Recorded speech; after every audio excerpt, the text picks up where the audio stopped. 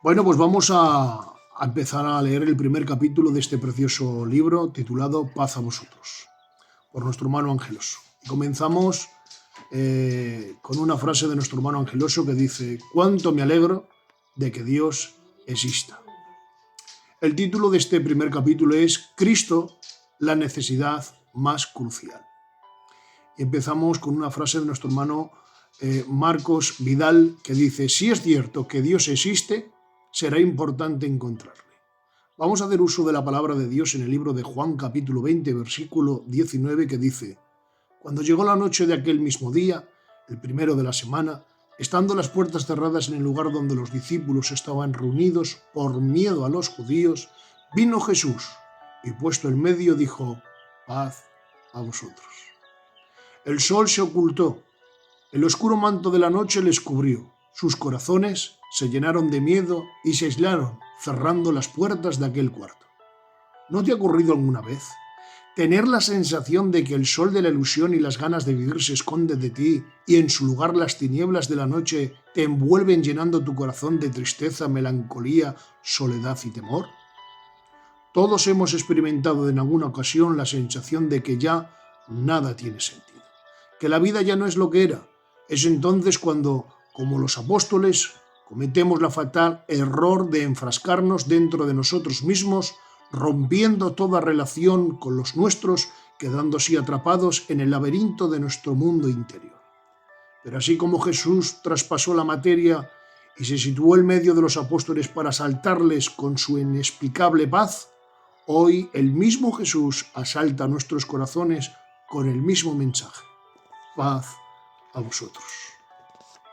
Sí, paz a vosotros, que os sentís solos a pesar de estar rodeado de tanta gente. A vosotros que sentís la alegre, la tristeza y tristeza la alegría. Y a vosotros que estáis siendo atormentados en el presente por el acoso incesante de los fantasmas de vuestro oscuro pasado. Paz a vosotros, que habéis sufrido la amarga separación de esa persona tan amada y que tanto echáis en falta. A vosotros que estáis rotos por dentro y que a pesar del empeño que ponéis para expresar cómo os sentís, nadie es capaz de comprenderos. Y a vosotros que tras esa sonrisa forzada de color mate, escondéis una herida que no termina de cicatrizar. Paz a vosotros, que estáis aún sufriendo las secuelas del rechazo y de la traición. A vosotros que pensáis que no existe salida a vuestra fatídica y oscura situación. A vosotros que os inquietáis excesivamente por la obra de Dios, y a cada uno de los que en este tiempo estáis siendo irrumpidos por la oscuridad de la noche, paz. Paz abundante para vuestro matrimonio, para vuestras casas, para vuestras familias y para vuestros corazones.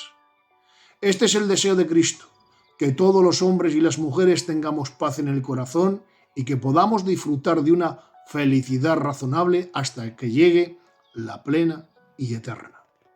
Digo felicidad razonable, puesto que es imposible tener plena y constante felicidad viviendo en esta tierra maldita por el pecado, arrastrando el mal dentro de nosotros, morando en medio de la sociedad gobernada por el diablo, cargando un cuerpo que poco a poco se va apolillando cuan vestido viejo. Yo creo en la plenitud de la felicidad en la tierra. Yo no creo en la plenitud de la felicidad en la tierra. ¿Acaso podemos ser plenamente felices viendo cómo nuestros seres más queridos se nos van de esta tierra, desgarrando el corazón sin que nada podamos hacer e impedirlo? ¿Podemos ser absolutamente felices cuando tenemos que arrastrar una dolorosa enfermedad? ¿Cómo ser plenamente felices teniendo que hacer malabarismos con nuestro sueldo para que no nos falte lo necesario a nuestros hijos y poder hacer frente a nuestras deudas? ¿Puede disfrutar la plenitud de gozo esas personas que ahora mismo están imposibilitadas en cama o en la silla de ruedas por una paraplegia? ¿Es posible disfrutar de una completa felicidad mientras que sentimos en nuestra nuca el frío aliento de la muerte? Conozco a personas fieles y con una gran fe en Cristo que, estando sufriendo lo indecible, viendo que con impotencia cómo sus hijos malviven esclavizados en el vicio y cómo en su familia está siendo diezmada a causa de la maldita droga. ¿Puede acaso tales personas ser absolutamente felices de estas circunstancias? Tal pregunta no necesita respuesta.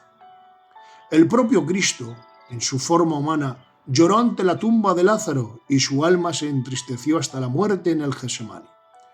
No solo existe la plenitud de la felicidad en la tierra, sino que además la felicidad que existe es frágil como el mismo cristal. Hace unas décadas se construyó en Madrid un lujoso edificio de 106 metros de altura al que llamaron Winslow.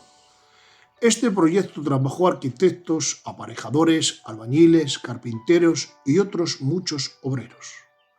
Fueron varios años de un enorme trabajo soportando el frío invierno y el sofocante calor del verano. Probablemente algún obrero se accidentó e incluso alguno pudo haber perdido la vida mientras trabajaba en ese ambicioso proyecto. Pero después de mucho tiempo y esfuerzo consiguieron construir un grande y lujoso edificio de 32 plantas del que todos quedaron satisfechos. En aquel gran edificio se elevaba el presuntuoso hacia el cielo, parecía inmutable. Pero en la madrugada del día 12 de febrero del año 2005 hubo un simple cortocircuito en un aparato de aire acondicionado en la planta 21, el cual provocó un pequeño incendio que rápidamente se extendió por todo el edificio hasta convertirlo en un montón de escombros, en un amasijo de hierros. Todo esfuerzo de tantos hombres durante varios años por construir dicho edificio se vino abajo por un simple cortocircuito en una sola noche. ¿No es semejante la felicidad terrenal? Nos sacrificamos toda la vida por conseguir una buena economía, por tener una buena vivienda, por sembrar la amistad, por formar un hogar, por educar a nuestros hijos, por tener reputación en la sociedad, en fin, por conseguir aquello que creemos que puede hacer que nos sintamos dichosos y felices. Pero cuando parece que ya lo tenemos todo, que vemos cumplidos nuestros sueños y que hemos conseguido edificar ese rascacielos llamado felicidad, aparece sin avisar un pequeño cortocircuito que provoca un pequeño fuego que pronto se extiende por todo el edificio hasta que consigue derribarlo casi de golpe sin que nada podamos hacer para evitarlo. Una grave enfermedad, un serio accidente de tráfico, una infidelidad en el matrimonio, un hijo que se encadena en la droga, la pérdida de un ser querido, etcétera, etcétera. Son crueles cortocircuitos que consiguen convertir los rascacielos de nuestra felicidad terrenal en amasijos de hierros. Todo lo que durante muchos años y gran esfuerzo hemos edificado en un solo instante se puede venir abajo.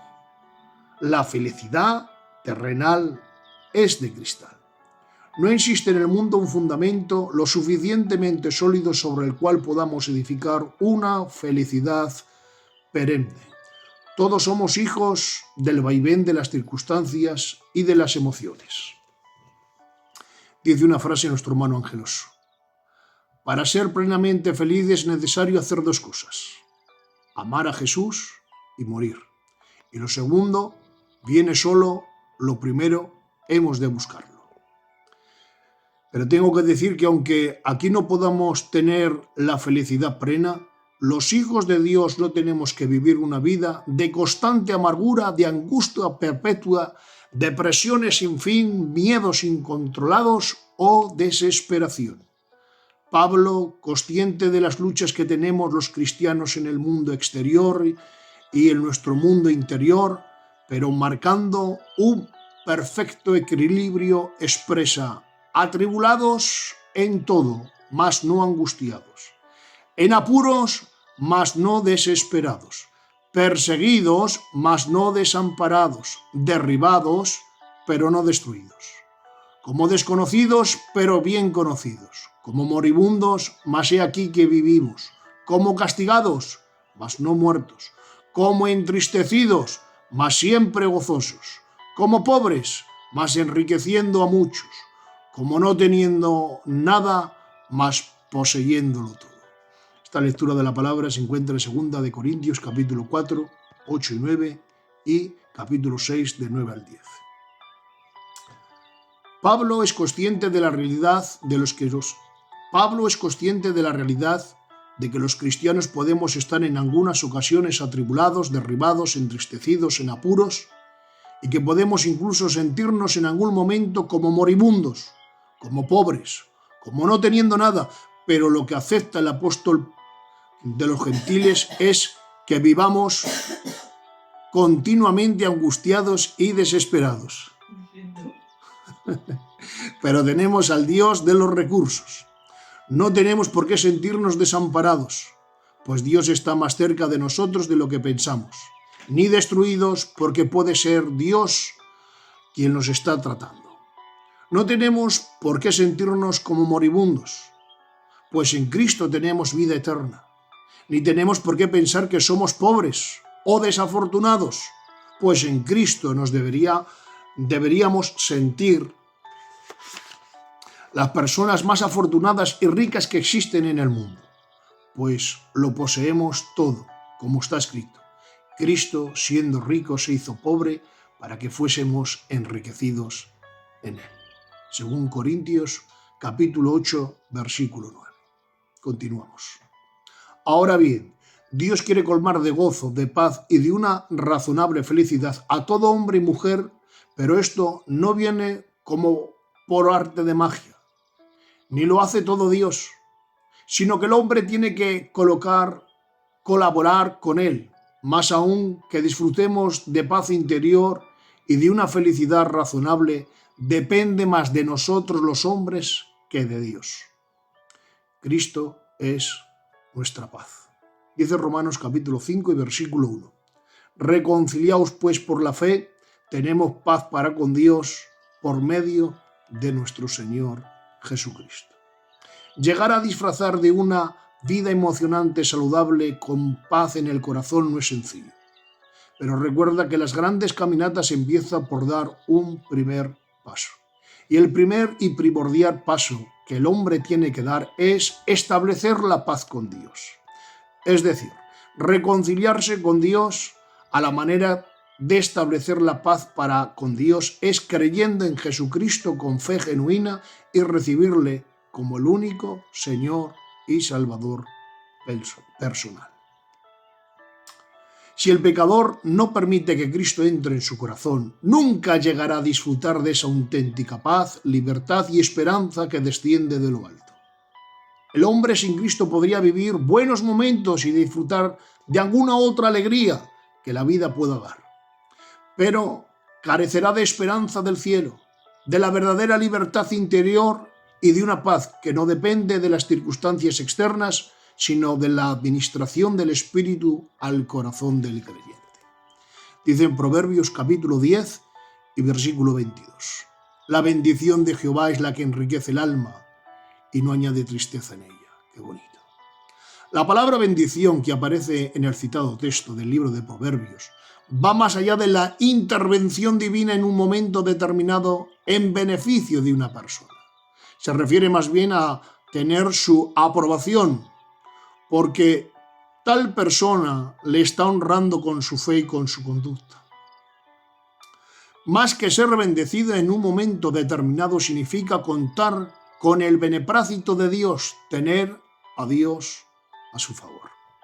Esta es la bendición de Dios que enriquece el alma del hombre, y para que éste pueda contar con ella, debe creer en Jesús y aceptarle como su Salvador. Ciertamente, incluso el que vive a espaldas de Dios recibe cada día bendiciones de Dios, de su Creador, como está escrito en Mateo capítulo 5, versículo 45. Él envía su sol y su lluvia sobre justos e injustos. Y dice Isaías capítulo 55, versículo 10. Él da pan al que come y semilla al que siembra. El universo que Él creó para sus criaturas sigue funcionando a pesar de la desobediencia, y sus beneficios son tantos para los creyentes como para los incrédulos. Dios no ha cortado las bendiciones naturales para nadie.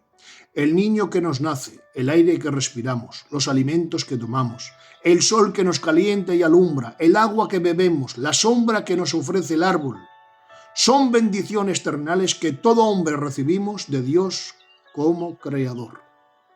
Pero aunque el hombre natural sea bendecido con bendiciones terrenales por el Creador, aún está bajo el peso de la maldición por el pecado.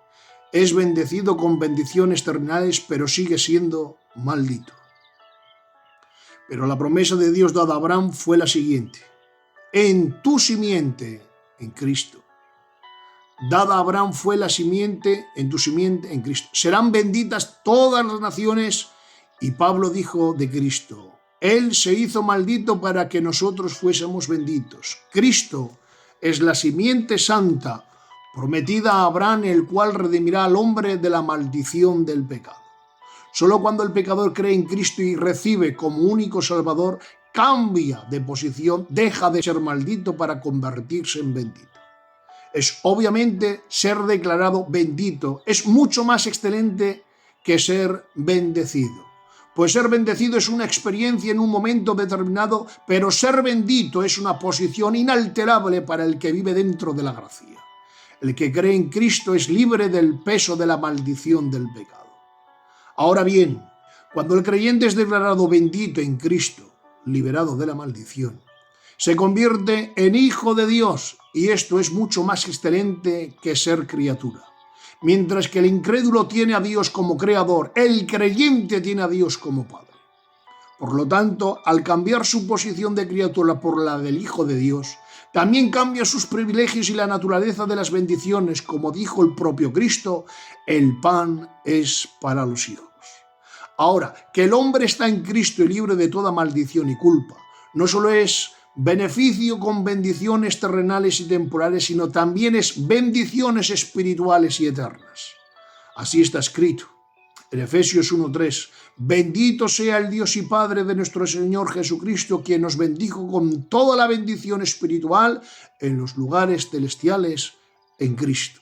Y dice en 1 de Pedro capítulo 3 y versículo 9: no devolváis mal por mal, ni maldición por maldición, sino por el contrario, bendiciendo, sabiendo que fuisteis llamados a heredar bendición.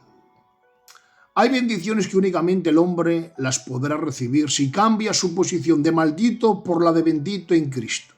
Las Escrituras revelan que 4 hombres trajeron a un paralítico hasta Jesús para que éste lo bendijera con la sanidad de paralizar sus piernas. Sanidad de sus paralizadas piernas. Pero el paralítico tenía otro problema aún mayor que el de su dolencia física: el peso de la maldición del pecado. El paralítico no reconocía su problema espiritual y solo ambicionaba la bendición de la sanidad física. Pero Cristo, que no puede intervenir para bendecir al hombre con sus culpas, en contra su santa y justa naturaleza, antes de decirle al paralítico, levántate y anda, le dijo: hijo, tus pecados te son perdonados. Tuvo primero que perdonarle y santificarle para luego poder bendecirle. Y es que el mayor y más grave problema que pueda tener un hombre o una mujer no es tener una enfermedad física o una economía mediocre o cualquier otra necesidad terrenal, sino el no tener a Dios a su favor, a lo que es lo mismo vivir bajo la maldición del pecado. Así lo expresó el profeta Jeremías en su libro. ¿De qué se lamenta el hombre viviente? Laméntese el hombre en su pecado. Lamentaciones capítulo 3 versículo 39. Los hombres que persisten en vivir en el pecado jamás oirán de los labios de Cristo esta frase: levántate y anda. Si antes no llenan la frase: tus pecados te son perdonados. No importa la vida que hayas llevado, ni la cantidad de tus pecados y transgresiones que hayas cometido, las Escrituras revelan si confesamos nuestros pecados a Dios.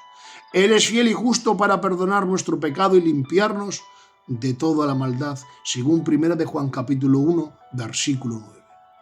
Es Juan también que revela: la sangre de Jesucristo nos limpia de todo pecado, 1 de Juan capítulo 1, versículo 7. Quien quiera perderse, vivir encadenado en el pecado y sufrir el vacío interior que provoca el vivir a espaldas del Creador, lo tiene muy fácil, pues la maldad y la inmundicia abundan hoy en la tierra más que nunca. Pero Pablo dijo: cuando el pecado abundó, sobreabundó la gracia, según Romanos capítulo 5 y versículo 20. El pecado abunda en la tierra, pero la gracia de Cristo sobreabunda. En otras palabras, hay más gracia de Dios. Hay más gracia de Dios en la tierra para salvarse que el pecado para condenarse.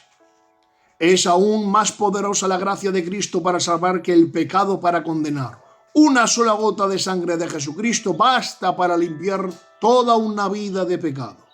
Qué bonito. Los serafines también nos dan voces desde el cielo diciendo: toda la tierra está llena de su gloria, según Isaías 6:3. Si toda la tierra está llena de su gloria de Dios y su gracia sobreabunda en el mundo, ¿por qué los hombres no lo vemos? Probablemente sea porque solo orientamos nuestras miradas hacia el pecado, hacia lo material, hacia lo negativo, hacia nuestros problemas. Pero aunque los hombres no vean la gloria de Dios, lo cierto es que ella impregna hasta el mismo aire que respiramos. Y los más viles pecados y aberraciones que pueda cometer una persona en toda su vida pueden ser disipados con una sola gota de sangre inmaculada de Jesucristo que derramó en la cruz del Calvario. Esto fue la experiencia del ladrón de la cruz, que después de toda una vida acumulando pecados, en un solo instante fueron todos borrados por la sangre del bendito Cordero inmolado, el cual le aseguró que ese mismo día estaría con él en el paraíso. Toda una vida de transgresiones llevó al ladrón a morir en una horrenda cruz, pero en un solo instante en la presencia de Cristo fue suficiente para ir al paraíso. En este ladrón se cumplió con creces las palabras del salmista: mejor es un día en tus atrios que 1000 fuera de ellos. Merece la pena estar al lado de Cristo hasta crucificado. Dice Ángelos en una frase: es preferible estar crucificado al lado de Cristo que estar danzando con el diablo. No es tan difícil ser salvo y tener paz para con Dios. Esencialmente depende de una firme y sincera decisión por Cristo. Precioso capítulo. Que Dios os bendiga.